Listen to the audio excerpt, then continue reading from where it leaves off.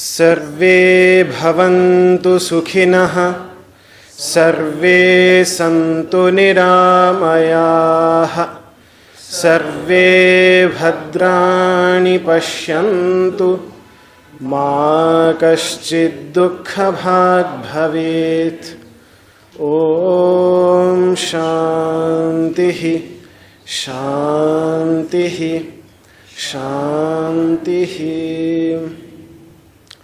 ॐ शन्नो मित्रः शं वरुणः शन्नो भवत्वर्यमा शन्न इन्द्रो बृहस्पतिः शन्नो विष्णुरुक्रमः।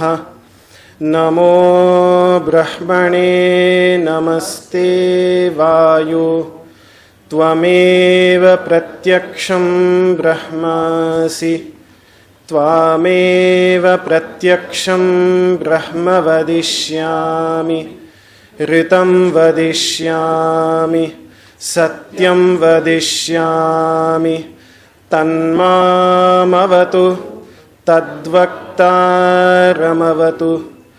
अवतु माम् अवतु वक्तारम्। ॐ शान्तिः शान्तिः शान्तिः।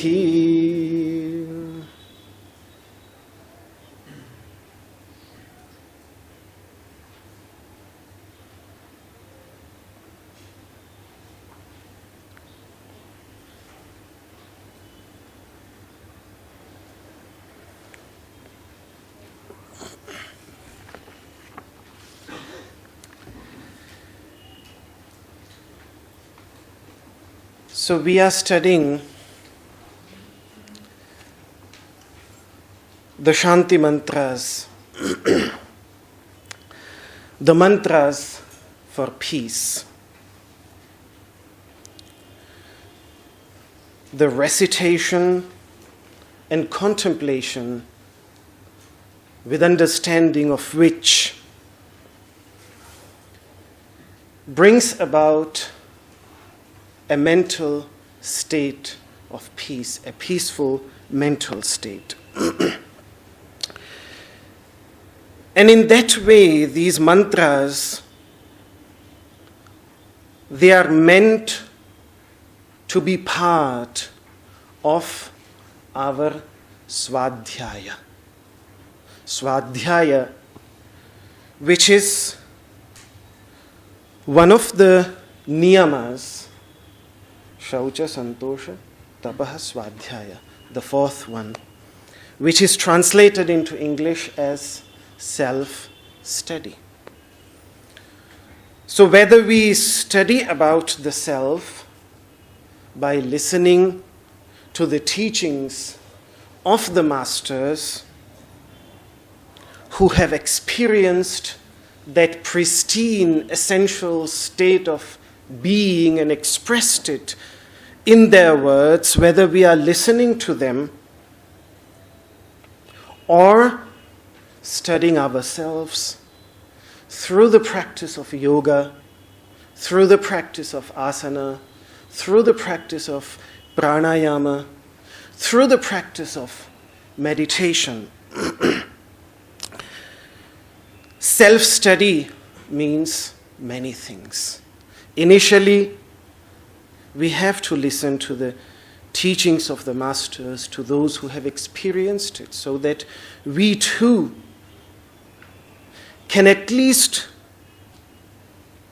conceptually understand, if not experientially, then at least conceptually can understand the different layers of our being.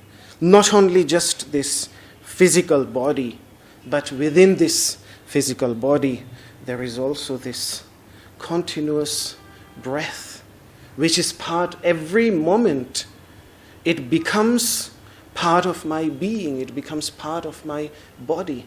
And it permeates more than water and more than food. It is more important than that. This wind, this prana, we need to take it in every moment of our life. We can remain without drinking, we can remain without eating, but we cannot remain without this breath. This is how essential it is, and that is why the first mantra was about that breath which we just pronounced, which we just recited. The deeper than that breath is then this continuous stream of thoughts and ideas. Then deeper than that is the faculty of understanding with which we understand what we call the intellect, buddhi in Sanskrit. The faculty of understanding. And like this, there are deeper layers to our being, just not this physical layer, but within this physical layer, this is simply like a container.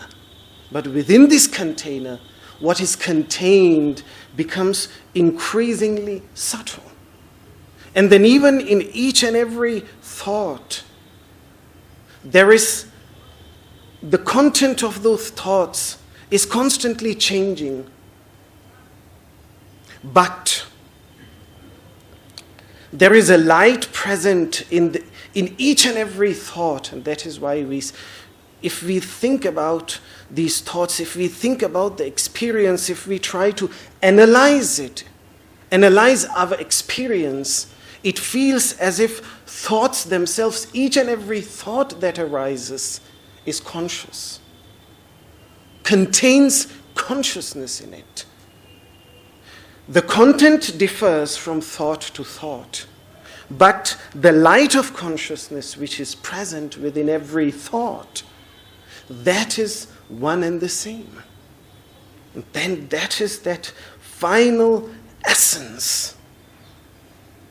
It is a deep abstraction. It is a complete abstraction of all the thoughts and ideas that arise. We get hold of something that is commonly present within every thought, that consciousness. So, but to be with these layers, to be with these different layers, to understand, to experience, the most important thing that is there is Shanti. Unless a person is not peaceful, unless a person is not in a peaceful state of mind, how can a person press deeper and deeper and deeper? This is what is meant by Swadhyaya. If when we hear the word Swadhyaya and we think that Swadhyaya simply means the study of the Yoga Sutras, or the study of the Upanishads, or the study of the Gita, the Yoga Shastra, the teachings on yoga, then that's a very preliminary, a very beginner's meaning of Swadhyaya.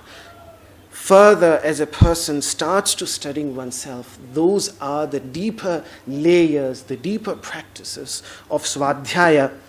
And for each one of these layers, what is extremely, even for the very preliminary one, just to study the teachings of the masters, what we are doing, if our mind is scattered, if our mind is running here and there,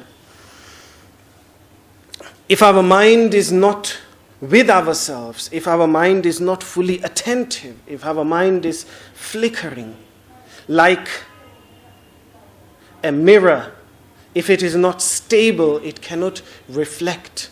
It requires many things for a proper reflection to be there, First of all, there needs to be some light. In darkness, there will be no reflection. Then the mirror has to be clean, and then the mirror has to be stable. So Shanti brings about that stability, that stillness into the mirror, which are these layers which we call a mirror because we use these layers, the physical layer, the layer of the breath, the layer of the mind, all these layers to experience that pristine state of consciousness. So we use these layers like a mirror. Like a mirror, we use a mirror to look at ourselves. In the same way, we use these different layers of our being to look at ourselves. In that sense, they are a mirror. But for that reflection to be clear, to be clearly perceivable, what is most important is that the mirror has to be still. The mirror has to be stable.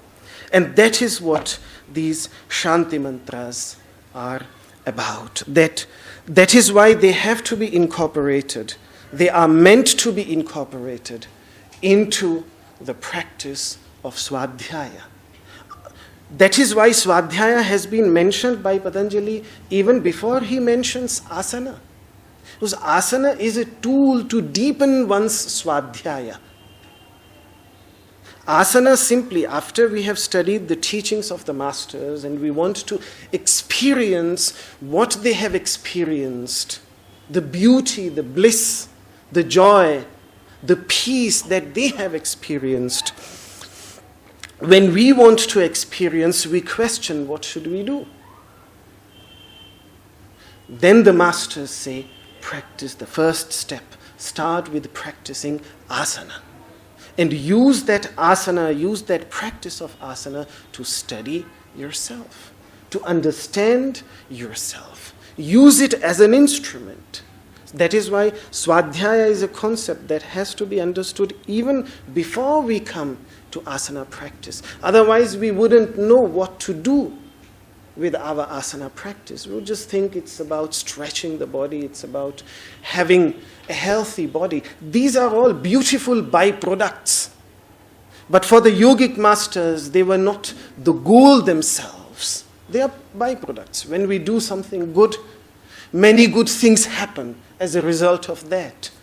Every step that we take, that is what Krishna in the Gita says in the second chapter, that every step that we take closer to this inner light has beautiful results. But those beautiful results, again and again Patanjali warns, those beautiful results should not become a goal in themselves. And for this, Swadhyaya is important. That is why he mentioned Swadhyaya in the very beginning.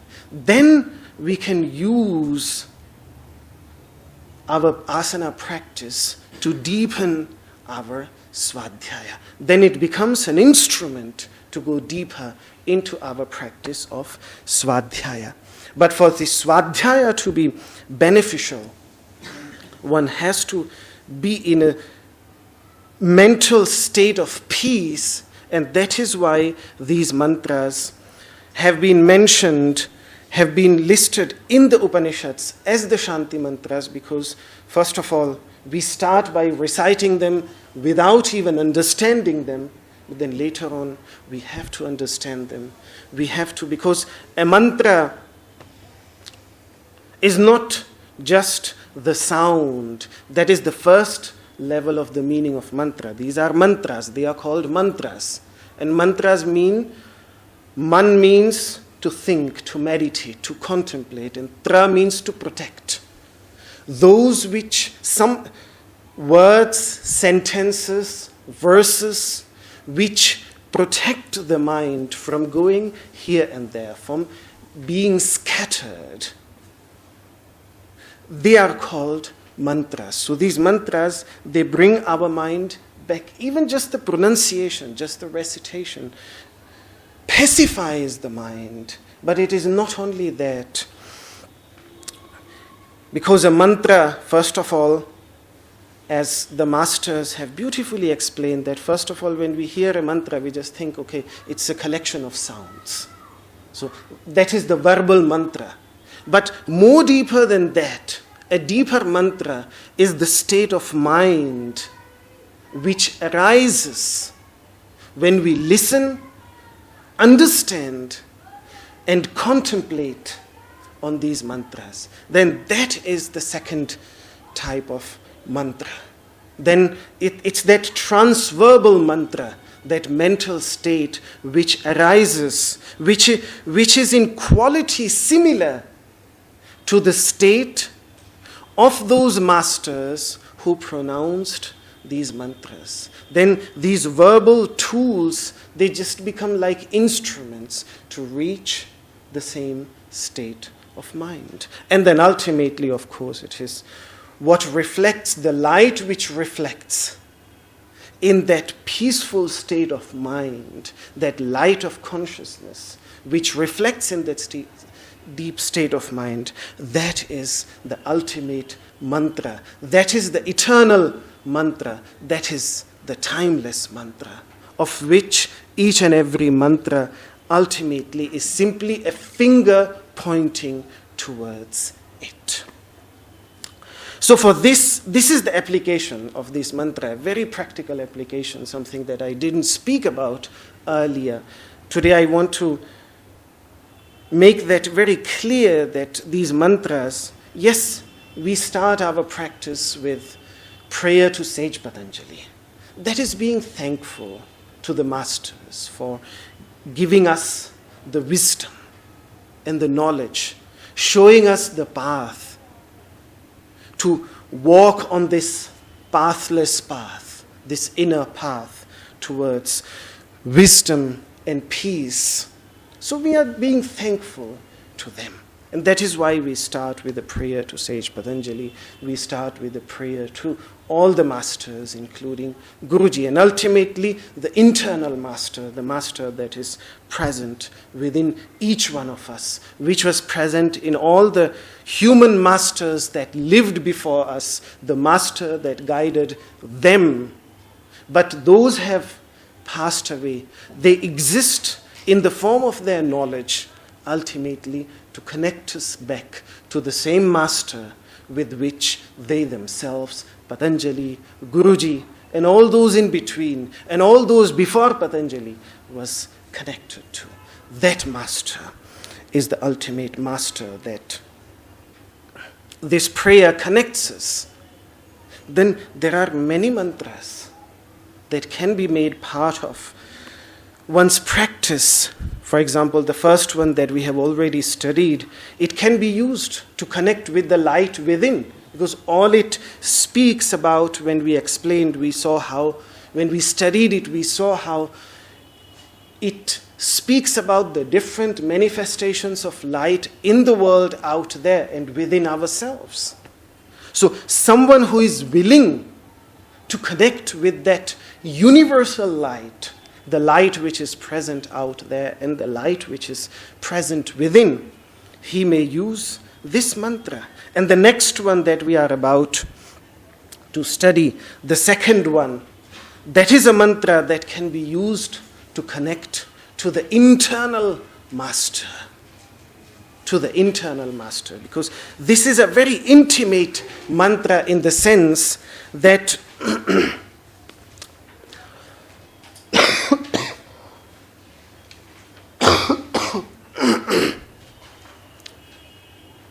it is just about the two of us. Every sentence contains the dual form. I have pointed out this earlier also. Sanskrit language, unlike many other languages, does not only have singular and plural, but it also grammatically has the dual form, which refers to two, such as I go and we go. So I is singular and we go is plural. In English, if you want to express the dual form, you will have to say we both go. So you have to add both. But in Sanskrit language, this is not necessary. Gacchati, he goes, gacchataha, they both go, and gacchanti, all of them go. So gacchataha means they both go. So Sanskrit has this dual form. And this mantra is most likely the only mantra that uses the dual form in this way, out of these 10 Shanti mantras, because it is a very intimate mantra. It is about, I can say, the chemistry that takes place between a teacher and a master. By chemistry, I mean the psychological interaction between two people. It's a modern word, and we use it in that sense, that the psychological interaction between two different people. So the interaction that takes place between the teacher and the student. And as I pointed out in one of my previous lectures, that yes, in the Upanishadic times, usually what we find is the dialogues are always between the teacher and the student. They're very private dialogues. But even today, when we study in a group together, ultimately, the only way to study is that if we don't get distracted from what others are doing, and just we completely focus on what the teacher is teaching us. Ultimately, studying is an experience that takes place between ourselves and our teacher. Whether we are part of a group or whether we are alone, that is insignificant. That is not important. What is important is that interaction, that psychological interaction, that interaction has to take place between us and our teacher. First of all, it is us and our teacher out there.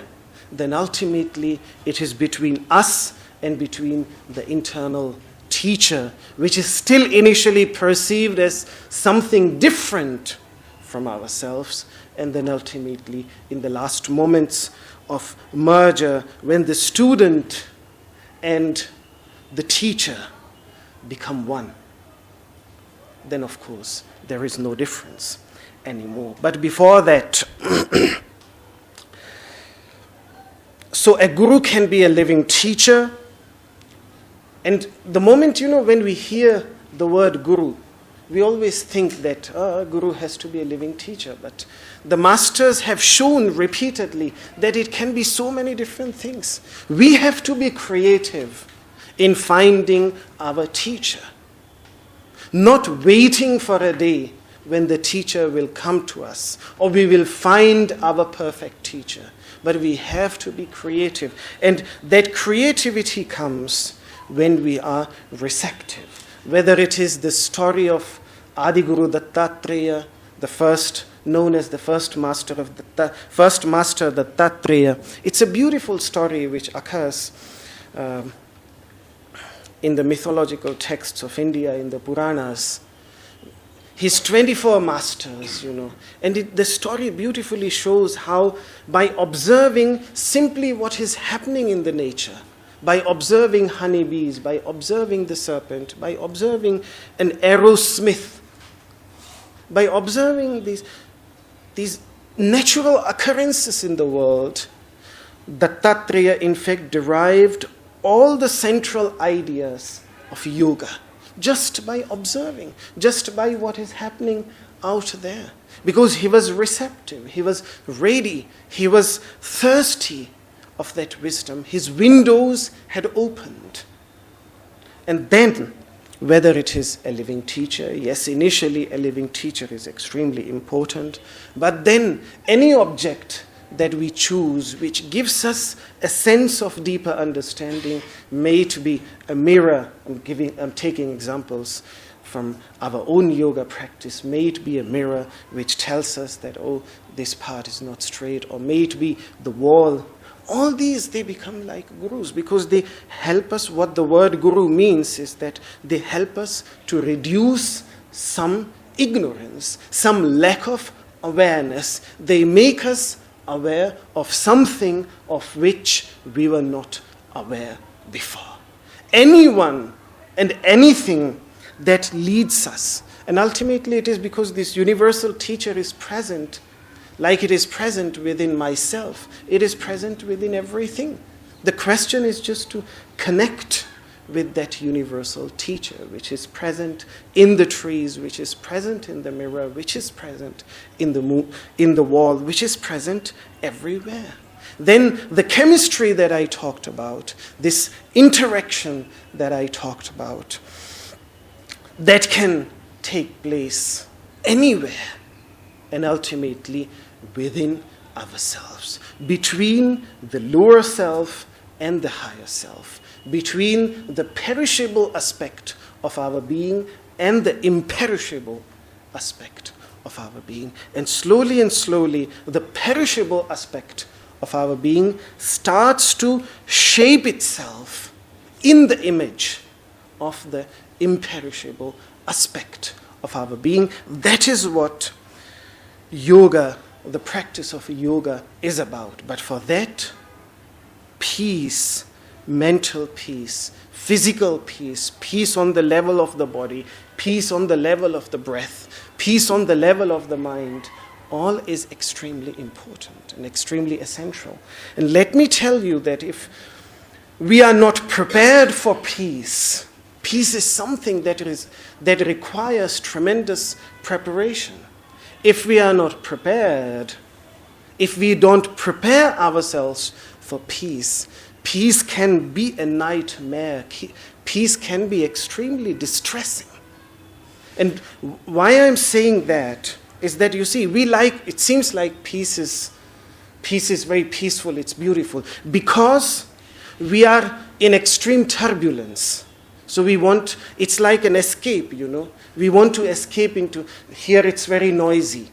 We all feel it very noisy, so we want to go to a peaceful place. We are so much busy in our lives that we want moments of peace, just to balance it.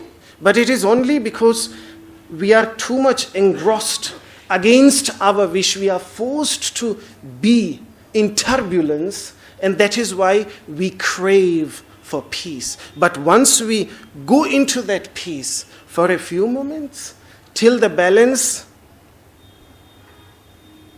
it's not balanced out, till then it seems nice, beautiful. But after that, when then just try it, go on a peaceful day into Vasishtha cave, for example. It's a beautiful cave up here. Initially, when we go, because it's so noisy out there, so when you go in there, it's beautiful, very peaceful, cool, and very nice, dark. Slowly one becomes accustomed to it. Then one settles down in meditation, meditates for a while. Till then, the mind starts playing its games. And we start thinking about things, this mind starts, because the mind needs something constantly to feed upon. It needs something constantly, yes, to feed upon, for it to exist. If it has nothing to feed upon, it cannot exist.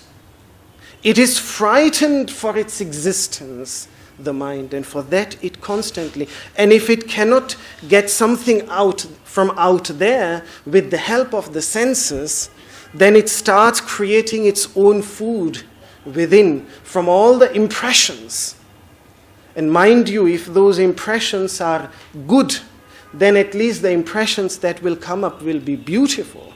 But if the reservoir of those impressions and memories are painful and are distressful and are agitating and disturbing, then such a meditation can be a frightening experience. And that is why meditation becomes a frightening experience. There are actually studies in psychology which have come up that meditation can be a frightening experience if a person is not prepared for that. And I think the best example that comes to my mind right now,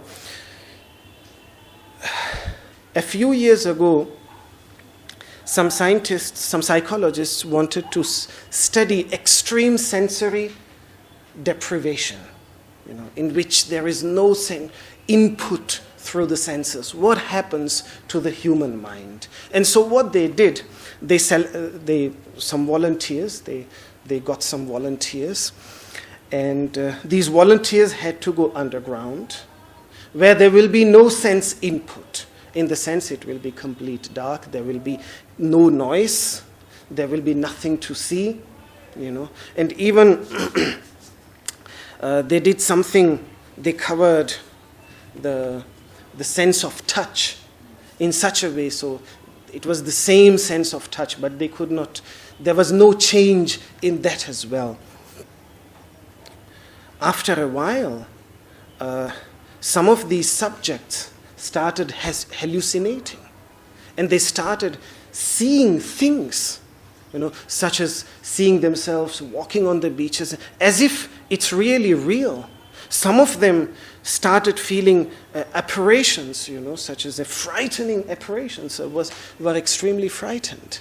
And this became so intense, and I think the designated period was 15 days or 20 days. They had to remain like this, completely underground. Slowly and slowly, everybody, as we thought, because they had a chance. If the moment they feel that they cannot continue, they want to give up, they just have to let them know, and then they will go out.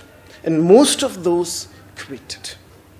I think 2 or 3. There is even a beautiful documentary made by BBC or one of those channels that documents the whole study. It's worth to see it. That's what I'm saying. Yeah, that's what I'm reaching. That so many of all of them dropped out, but 2 or 3 remained up to the end. And the easiest it was for someone who was, since a very long time, already a meditation practitioner. Because he knew how to be with himself. He knew what to do with himself when there is no sensory input. And so he could enjoy that peace. He could be with that peace. And that is what yoga teaches us. Even if we crave for peace, but if we would be plunged into this peace, we would be baffled. We wouldn't be able to take it. I remember when I was walking towards Gomukh, which is beyond Gangotri, 14 kilometers, where you reach the glacier from where the Ganga comes out.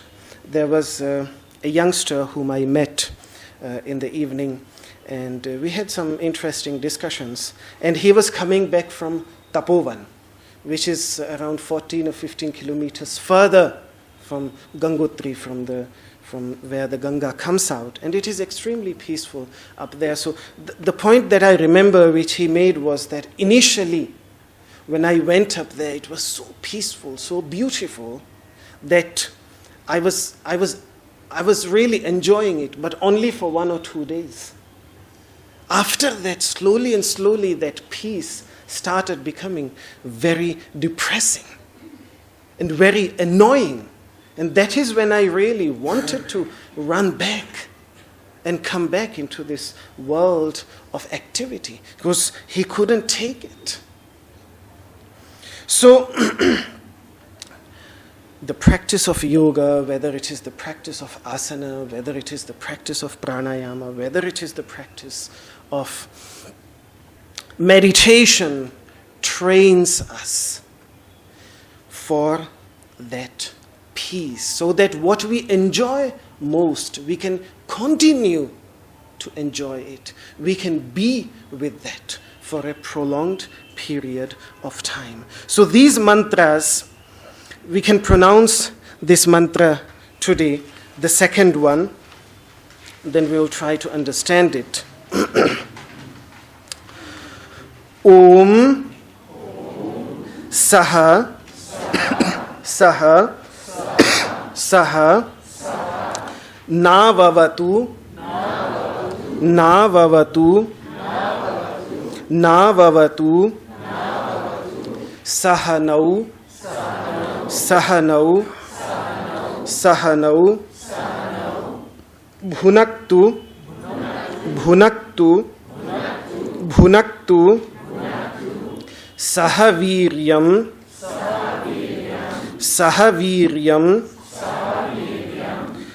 sahaviryam, karavavahai, karavavahai, karavavahai, tejasvi, tejasvi, tejasvi, navadhitam,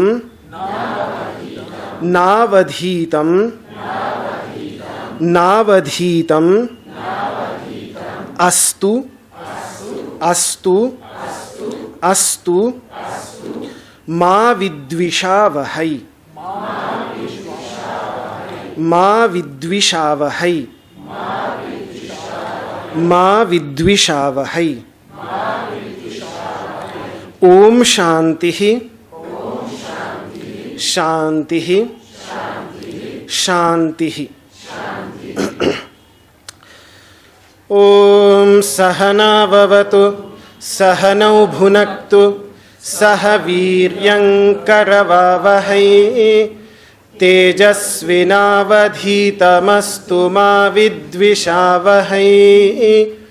Om Shantihi, Shantihi, Shantihi.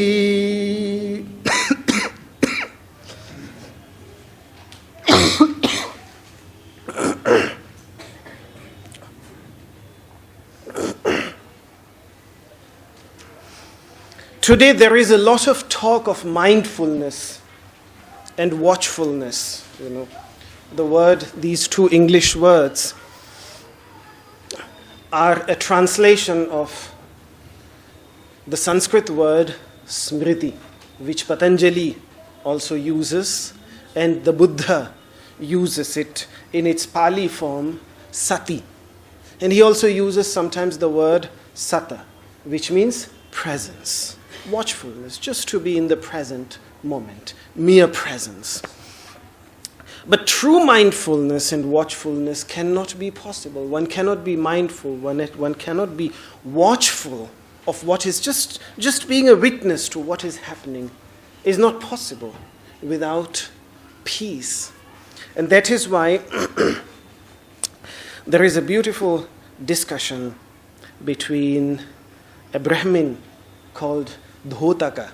His name was Dhotaka. He was one of the disciples of a very famous South Indian yogi. He sent his 16 disciples to test the Buddha and to see whether he really has experienced what he claims to. So he did not come himself, but he sent his 16 advanced disciples, advanced students to test the Buddha. And each one of them he sent with different questions. It's a beautiful discussion in the Sutta Nipata. And Dhotaka he sent with a question about peace. That how does a person acquire peace in one's life? And to that then the Buddha gives the teaching of peace, which is part of the Sutta Nipata. And then after that, this Dhotaka, this disciple, he bows down in front of the Buddha, but in his proclamation, in the prayer that he recites there, Tamchaham Abhivandami, I bow down in front of the Lord of all the Lords, in front of the Buddha, Mahesam Santimuttamam, and that greatest peace that he has expounded. I bow down in front of that peace which the Buddha has expounded, realizing which, experiencing which, a person can move on this planet, sataha, with this mindfulness, with this watchfulness. that if that peace is found, then yam veditva satocharam, a person can walk on this earth with that watchfulness. Then whatever such a person does, whatever such a person thinks, whatever he does, whether he's walking, whatever he's doing, he does it in a state of constant watchfulness. So, but peace lies at the very foundation.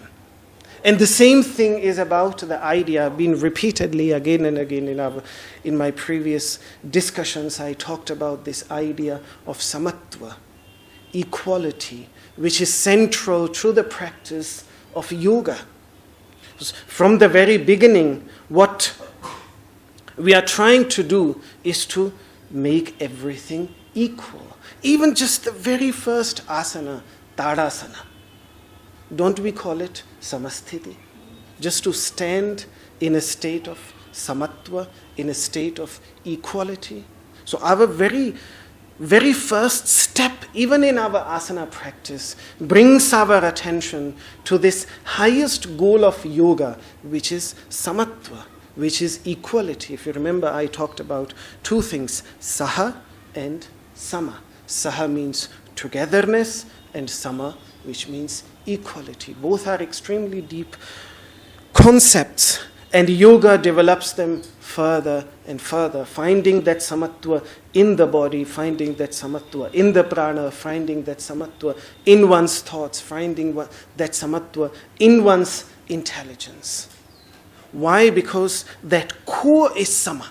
That core is equal. And in that sense, I said that then the perishable aspect of our being is shaped in the image of the imperishable aspect of our being through the practice of yoga. But how is that sama? How is that sama which Krishna gives as the very definition of yoga? Samatvam yoga uchyate. That samatva is yoga. That very definition of yoga he calls is samatva, which means sameness.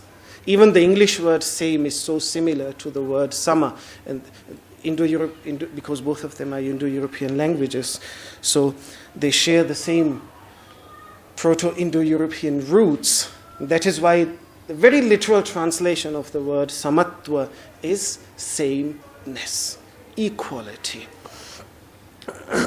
But how to achieve that? How to achieve? The masters say śama leads to sama.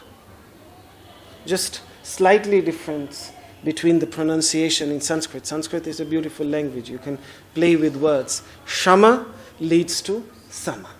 Śama, which means shanti, which means peace, leads to sama, leads to equality. When a person finds peace within, he becomes equal. He becomes equal. The root of equality, the root of that sama is found in śama, in peace. So this mantra,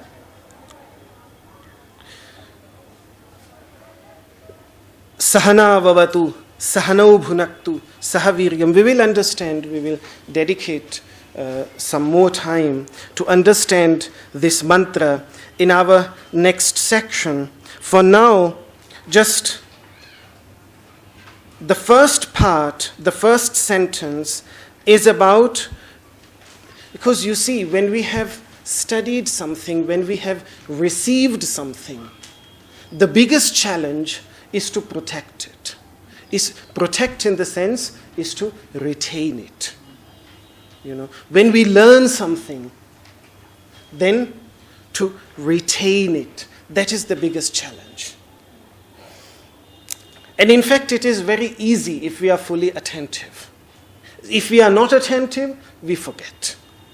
But if we are attentive, it's just because there is this natural filter in our brain that whatever information flows in and our brain marks as insignificant, after a few moments we forget it.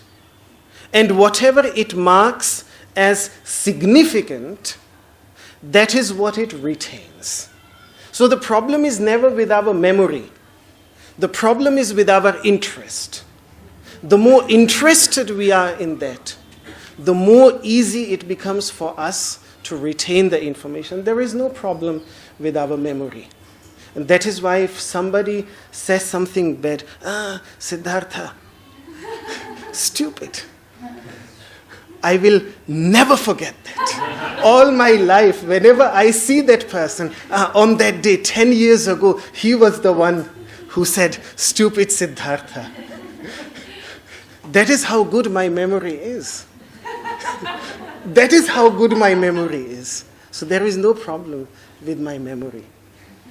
The problem is with what I listen, with the level of emotional involvement. The more I'm involved in it emotionally, the more it becomes meaningful to my needs, to what I'm searching for, to what I require, to what the thirst is, the easier it becomes to retain.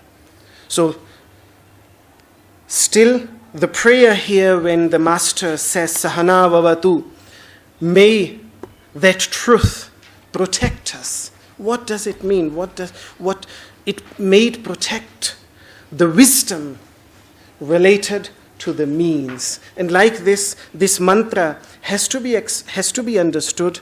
We will understand it in our next discussion.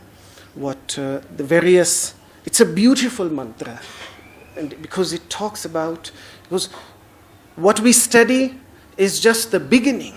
What we do with that information and where we lead that information and where that information should lead us, that is something deeply personal. And that is something that has to continue for the rest of our life. Studying, we just come for a few moments, for a few hours to our teacher. But what follows is a lifelong process. And this mantra points out some beautiful milestones about that. I will come back to this mantra. Today, still if you have any questions or any feedback, anything that you want to contribute to this, you are most welcome to.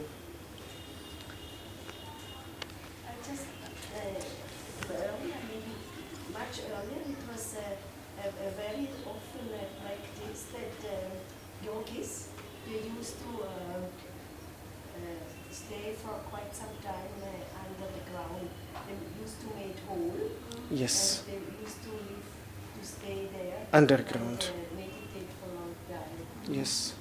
Now you don't hear that much. But in regards to yes. In Austria, for sure. In other countries, there are In Austria. In Austria, okay. In Vienna or Yeah. There are samadhi tanks provided. Yes. So like huge coffins. Yes. With salt water. Yes. I have. You with no information. Yes. I have. When I was in Australia, there were these. I saw these tanks, so you can lie down in there. It's beautiful, floating in there, and you just you can be completely in peace in there for a while. You know, it's beautiful.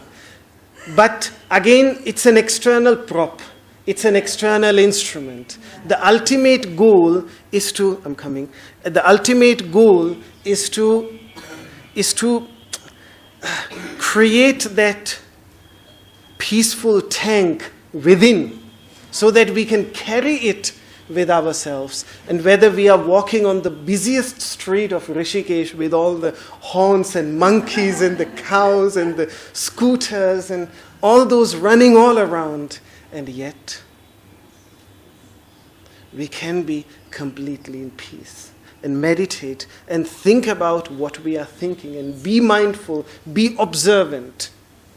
Yes, for a while that tank is beautiful, but it should not become like a crutch, so that we always, whenever we need peace, we run to that tank and pay $100 or $200 or $300, depending on how much it costs. You know. So, yes, please. What you just said now actually in responses. Okay. Because when you were talking about this peace, Yes. it was almost like an equal peace with inactivity. Yes. But I was thinking that No. it's not the peace that drives us crazy, it's the inactivity. Yes. Which it's the inactivity. Yes. And they're gay. Yes. And so Exactly. It's a beautiful point that it is not peace, but it is the lack of activity which drives us crazy. So I think that is on one side, we always tend to live in these extremes. Either we are inert, or then we are hyperactive. But even again in asana practice, you know how beautifully balanced. On one side, we are completely active, we are not collapsed, and yet we are peaceful. You know, so it's a very active peace. It is not an inert peace, and it is not a hyperactivity, but it is an active, peaceful stillness. Yes. Can we say that peace comes with acceptance? Yes. One of the tools to really be peaceful or to get that is acceptance. Acceptance, yes. The first Om, even in this mantra and all of the mantras, the most ancient usage that is there in the Vedas, where it has been pronounced by the Lord of Light, Om, there it is simply in the meaning of yes. Just in the meaning of yes. It is, Om in Sanskrit language is in fact a particle of acceptance. Even in Sanskrit language, if I'm saying that, will you come to the class today? Kim bhavan kakshayam agamishyati. Will you come to the class?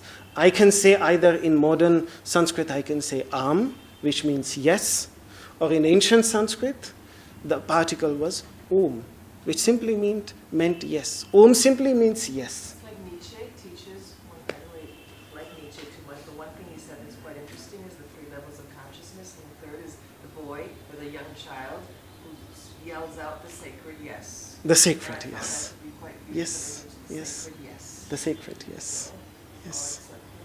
Yes. So, and the next mantra, now after this one, the next one, the third one, is all about Om. The third mantra is about Om. So it is about that acceptance in one's life. Can I just say something quickly about meditation? Yes? It would seem to me that meditation is actually just a reflection of the state that you are, the state of mind that you are in at that present moment. Yes. So that when we say, oh, my meditation wasn't good today, I had so many thoughts, or I had this fear, or whatever, why? That is the state of meditation. Because the moment that somebody says to themselves consciously, who am I, what am I doing, why am I not happy, then the meditation has started.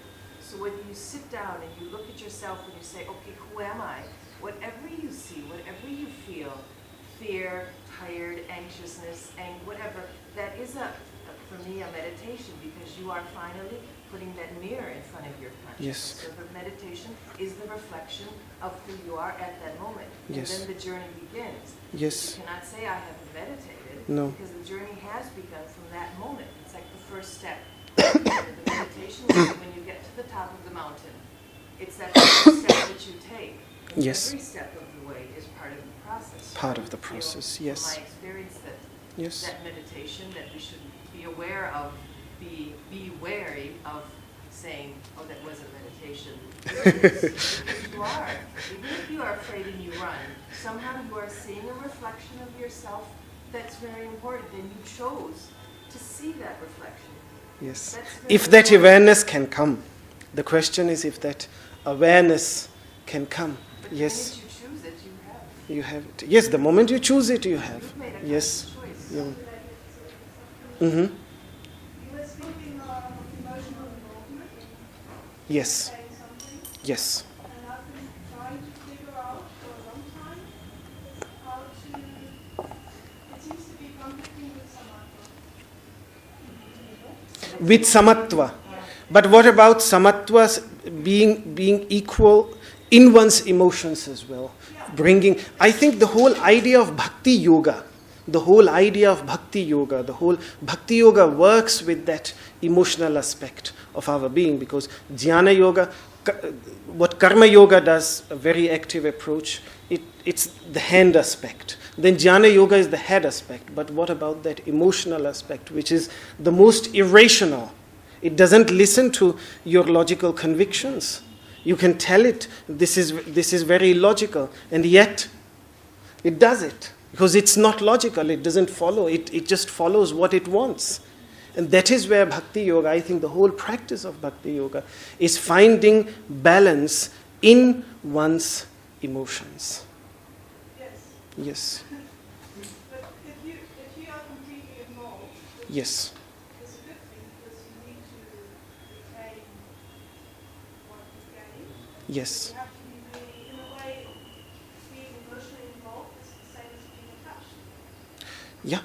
And good At the attachment. same time, Yes. samatva means detachment, so you have to be both. You have to be Samatva means, completely involved, yeah. but at the same time you have to be completely detached from the outcome. Yes. That's what I mean. Yeah. And one shouldn't be, sometimes there are some good beneficial attachments which save us from harmful attachments. So these good attachments should be used as a tool, as an instrument to raise beyond the harmful ones. And then ultimately also when their purpose is fulfilled, like we use a boat to cross the river, and once the river is crossed, then the boat is also left. So in the same way, also then ultimately those good attachments also have to be left behind, have to be given up. Last time, from the discussions that we were having, Shao, my friend from China, tried to, because his interest is in mathematics, and so he tried to understand it, analyze it, and present it through his mathematical understanding. And he sent me this letter, gave me this letter on Valentine's Day. On Valentine's Day, this was the letter that I received on the 14th February, and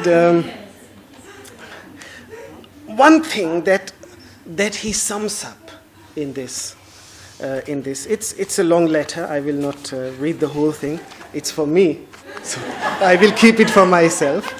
But what he sums up is something very beautiful. Because we talked about the story of the blind and the elephant, and something that I forgot to point out, but which he points out, is in his the last passage, that from this mathematical view, we seem to have a very limited understanding of the transfinite universe.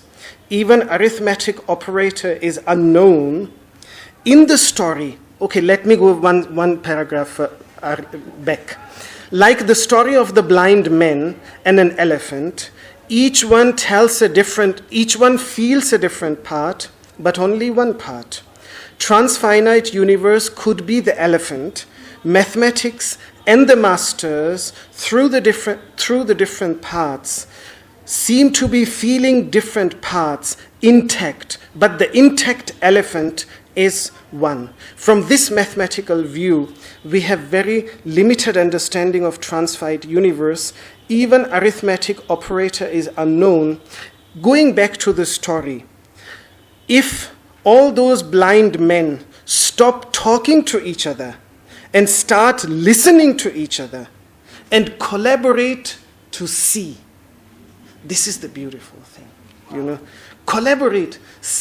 Stop talking to each other, start listening to each other, and then collaborate to see, because each one of them is just seeing parts. If they collaborate, then they might get the full elephant without relying on the one who has eyes, even if they are blind. And that is a beautiful thing. We always thought that those blind people, even I, before reading this, actually always thought, well, these blind people, how they will be able to know.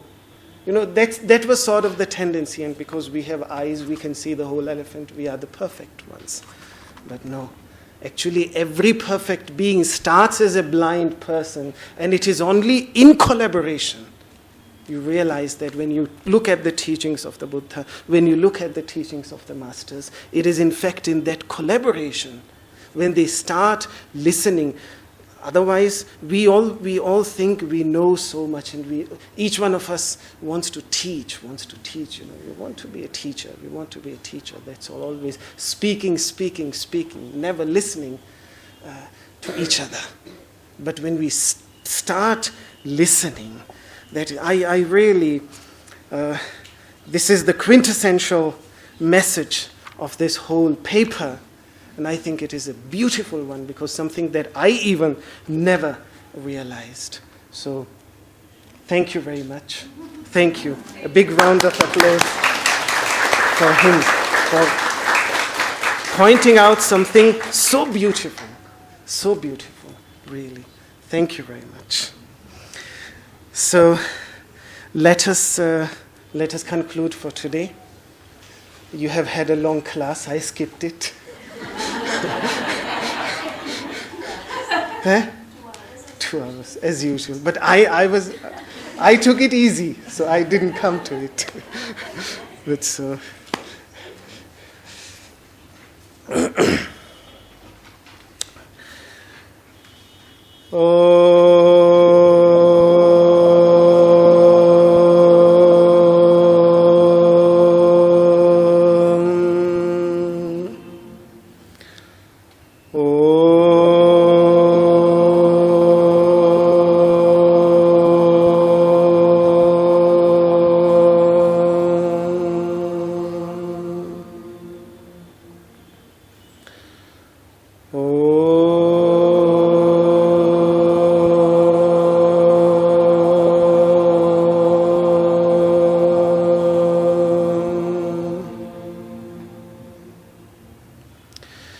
सर्वे भवन्तु सुखिनः, सर्वे सन्तु निरामयाः, सर्वे भद्राणि पश्यन्तु, मा कश्चित् दुःखभाग् भवेत्। ॐ शान्तिः शान्तिः शान्तिः।